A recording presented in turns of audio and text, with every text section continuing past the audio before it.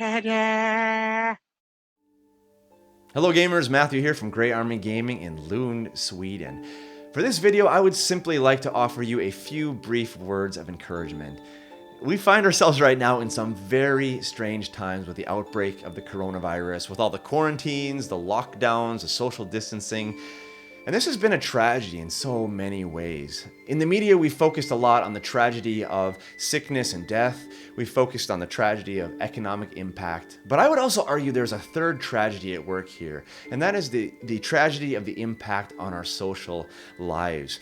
Now, not only have people around me become more and more bored and restless, but they've also become increasingly socially isolated and lonely.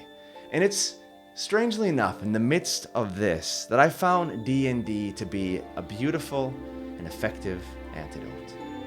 Dungeons and Dragons as an antidote, you might wonder. How is that even possible?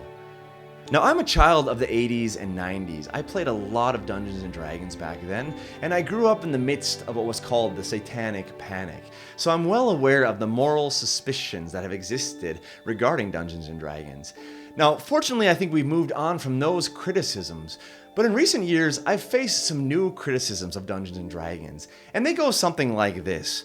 Well, isn't Dungeons and Dragons simply a game of nostalgia? Isn't it built on a longing for escapism? This game has nothing to do with the real world.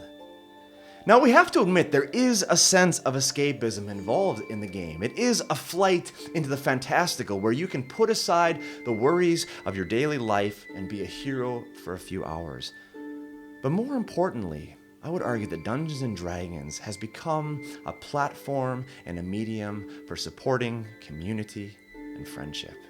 I think of our own Skype game, Trouble in Thayendir.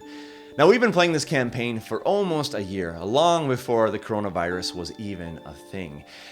And the great thing about this game is that it's allowed us old friends to connect in a way that would not otherwise have been possible. We've been able to walk along with each other through difficult times. We've been able to share joys in joyful moments. I can think of my own story that the group has been there to celebrate with me through the birth of my third son. And now, in these coronavirus times, when we are all a bit more on edge, when we are all a bit more socially isolated, a bit more restless, our sessions have become more important than ever. More important because they serve as a powerful antidote to the social challenges facing each and every one of us. If I could give you any word of encouragement, it would be this. When you find yourself in the midst of these difficult times, when you find yourself perhaps socially isolated, use this as an opportunity to connect and reconnect with the people that you care about through the love of play, through Dungeons and Dragons. And together with our role-playing antidote, we can fight against at least some of the negative effects of the coronavirus crisis. To conclude, I would like to give you just another brief preview of the setup that I have used for our Skype sessions as the Dungeon Master. We just finished up session 13 and things are a beautiful mess. That's a great sight to see. Now, you don't need to have as fancy of a setup as this with fancy cameras and lights and terrain and all that. The most important thing is just to get online, get on Skype with your friends, and start to play together.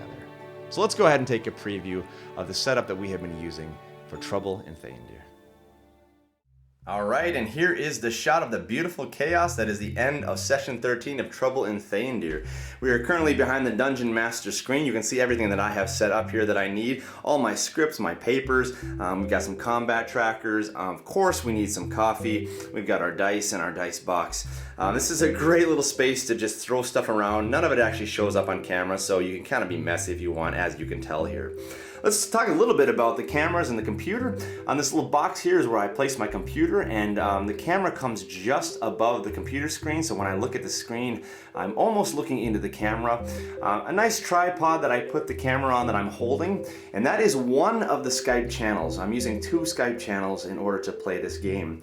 This Skype channel focuses on my face as the Dungeon Master with a nice white background, and we've got a good microphone here, which is really important, running with an XLR cable that comes around and connects directly into the camera. Here we have also an HD video capture card, which I'm running out of a HDMI cable into a USB cable that goes directly into the computer, so I can use this nicer camera as my external camera when we are doing Skype. The second camera that we're using is simply an iPhone. I've got it set up here onto this stand right here, and that will be shooting directly down onto the battlefield. I've got everything set up so it's nicely in frame, and that is the second Skype channel that the players are also able to see. So not only do they have my face, but they have a nice shot of the battlefield. Right now we just have the map set up. There's actually a good battlefield underneath that I didn't reveal to them in session 13. In order to make this work, we've got some good lighting here, LED lights. These are just simply construction or painting lights that I've covered with baking paper to make them a bit softer. One of them facing on me, one of them more upwards to give some more nice light for the battlefield. All of this has been tested really well, so it comes across well on camera. Over there in the distance, we've got one of our battlefields set up, which we didn't actually get to. The other one is underneath here. We didn't get to that one either. Once again, all the supplies here. Over here, we've got all of our markers and templates. We've got some extra maps and extra things there for the players if I would need to throw them onto that cardboard piece there. And of course, we've got all of our books and other supplies over here if we need to look up anything for quick reference. So there you go. This is the Skype setup that we are using for our Trouble in Thayendir campaign, and it has been going brilliantly. As I mentioned already, this has been a fantastic antidote to some of the problems that the coronavirus has created. In particular, social isolation and the social effects of not being out and amongst people as you normally would be. Well, thank you for joining us here today at Grey Army Gaming for the future of fantasy.